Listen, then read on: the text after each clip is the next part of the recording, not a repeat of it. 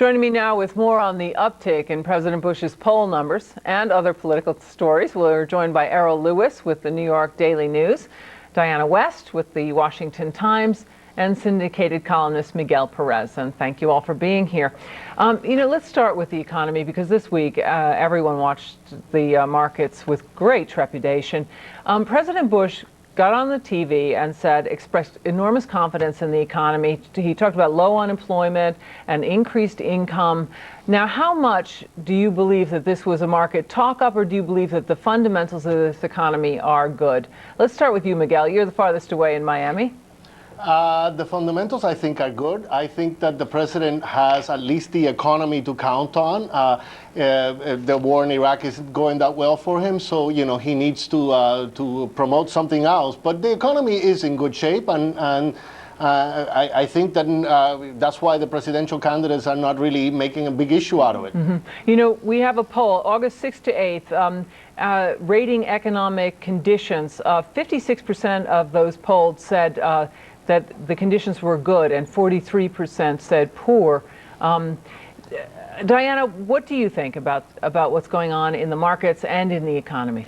Well, again, I think things are strong. I think that we always have to watch these swings with some concern, although when you actually look at the percentage of the market that has actually swung, it's not that much to really get concerned about.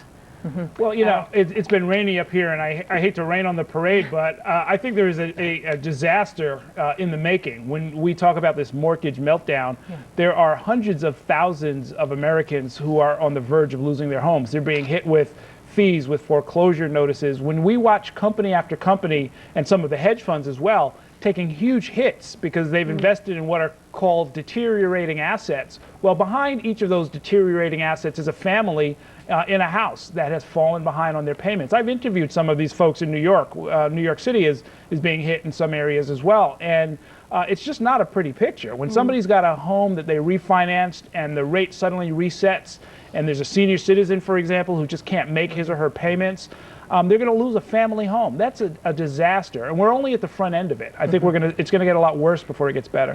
It's worth keeping an eye on both the markets and, as you point out, the underlying economic conditions for most Americans, which turns into a political issue at some point. Moving on to politics. Polls, August 6th to 8th. How is President Bush handling his job as president? 36 approve, 61% disapprove, but that is a small uptick in President Bush's approval rating. Miguel, we're getting a little bit of a bounce for President Bush, not much to write home about. What's your assessment of that? Well, the Republicans are giving him the bounce. According to the polls, it's not the Democrats or the Independents. It's only the Republicans, and that's to be expected. If anybody is going to support him, it has to be his base. So his base is behind him because we're getting a little more positive news out of Iraq. They are beginning to believe that the surge is working, or at least some Republicans are. I don't know if that's really the truth. I think it all depends on what happens in September. In September 15th, when they supposedly delivered this report on the surge and what the effect that it has had, then we'll see whether the Republicans are going to stick with the president or whether they're really going to try to bail out, because, again, it may hurt them in the presidential election. Diana, I'll just bring up this Iraq poll, recent USA Today Gallup poll.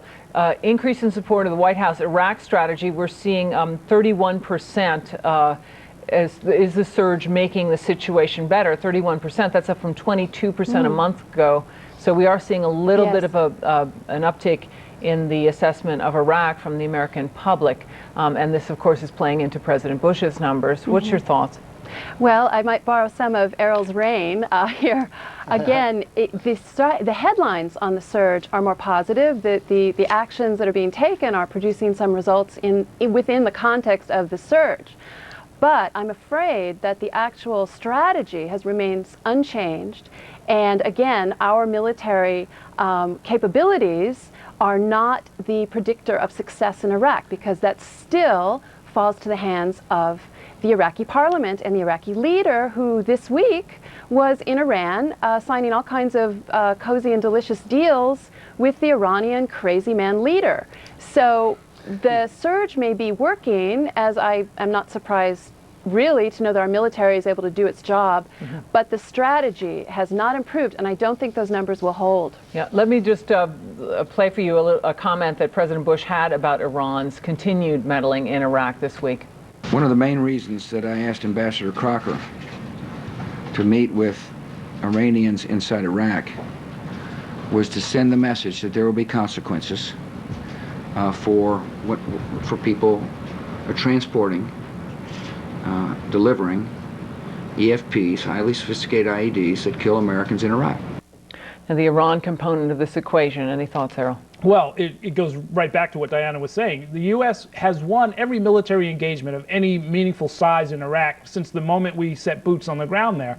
That's not what the issue is. That's not how you win, and that's not how you resolve this problem. It's a very thorny diplomatic situation where you've got Sunnis and Shiites and hundreds of years of animosity, and you've got weapons, and you've got diplomatic efforts that really have to get stepped up. It wasn't that long ago that this administration was scoffing at the idea of talking with Iran. So we've got a strange situation where, at the same time as we're winning on the ground, the diplomatic situation, the political situation has never been worse, really. Well, we will continue this discussion in just a moment. We're going to take a quick break and come right back. Stay with us.